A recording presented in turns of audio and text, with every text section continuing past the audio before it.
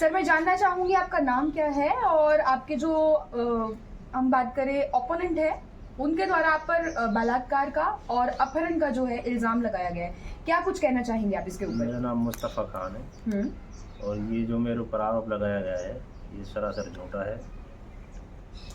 इसमें कहीं तक भी कोई सच्चाई नहीं है। मेरा अगर मैं आपको कहूँ कि शुरुआत से बात करें, इन्होंने अपनी एक पूरी स्टोरी बताई थी। स्टोरी की स्टार्टिंग यहाँ से है कि आपने उनकी मदर के साथ पहले गलत किया, बलात्कार किया, नशे की कोई चीज देकर। क्या कुछ कहना चाहेंगे आपकी तरफ की शुरुआत से स्टोरी क्या है? हम चाहेंगे आप हमारे दर्शकों को सुनाइए, क्योंकि एक साइड की अगर है तो हम चाहेंगे दूसरे साइड की भी हमारे दर्शक कहानी सुने।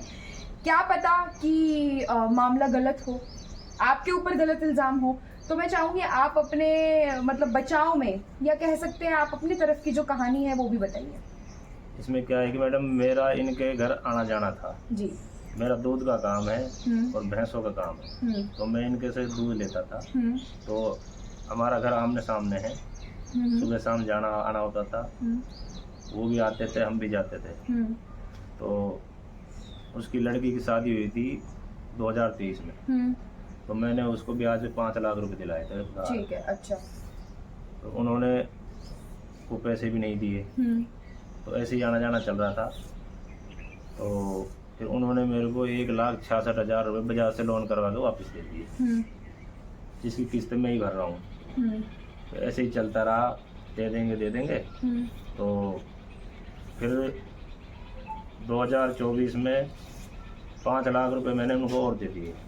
कोई मेरा मकान बिका था, गाँव में बेच दिया था, मेरे पास पैसे मैंने दे दिए। हम प्लॉट ले रहे हैं और मकानों का हमारा पट्टा बनवा लोन करवा के आपको वापस दे देंगे।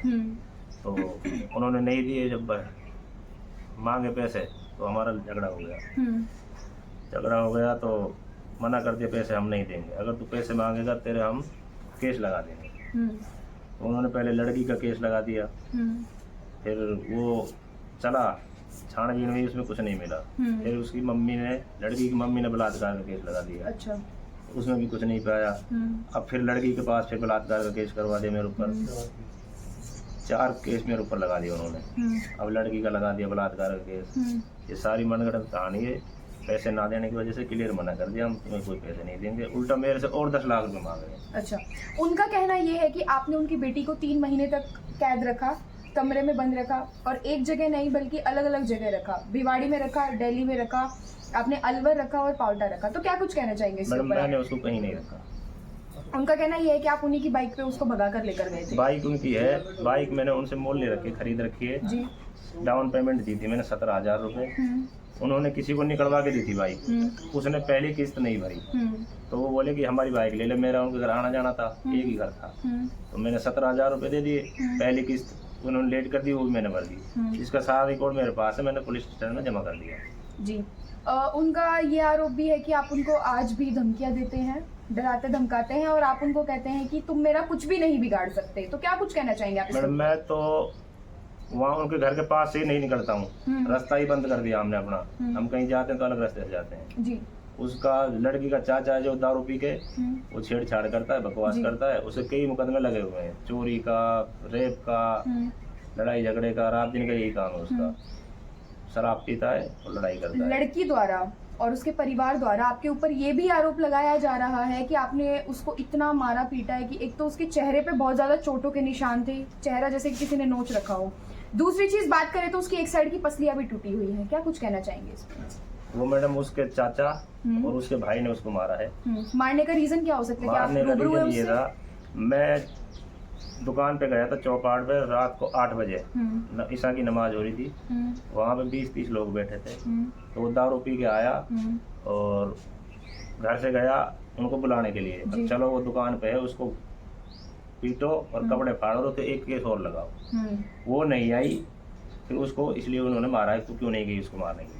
अच्छा, और ये आपको किसने बताया? आपको इस चीज के बारे में कैसे पता लगा? इस बात के बारे में उनके घर से ही पता लगा मैडम जी। क्या आज भी उसके परिवार से या उसके परिवार में किसी से आपकी बातें होती हैं? अगर हम बात करें तो नहीं, बात नहीं होती।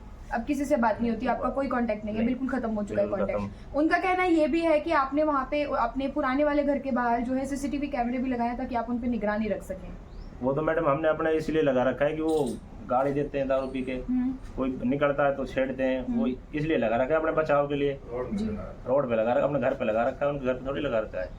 अगर कुछ हमारे घर में घुस के कर, एक दिन अपने बीरबानी को घर में भेज रहा था, अब अंदर जाते उनके और इल्जाम लगाते, तो अपने बचाव के लिए लगा रखा है। जी।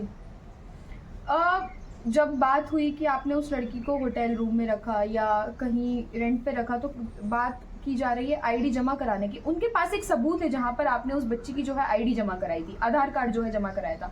मैं जानना चाहूंगी आपके पास उनका आधार कार्ड कहाँ से आया, कब से है उनका आधार कार्ड, ऐसा क्या रिश्ता था आपका उनके साथ? और दूसरी चीज, होटल रूम से बरामद हुई है तो हम मतलब उस चीज को किस नजरिए से देखें?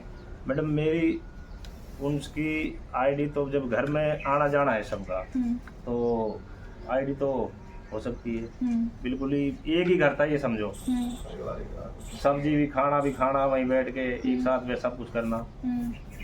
और मेरी आईडी उनके पास है, मैं आपको वीडियो दूंगा। मैं तो घर पे था नहीं, मेरी वाइफ अकेली थी घर पे, मैंने केस भी कर रखा है कोर्ट में।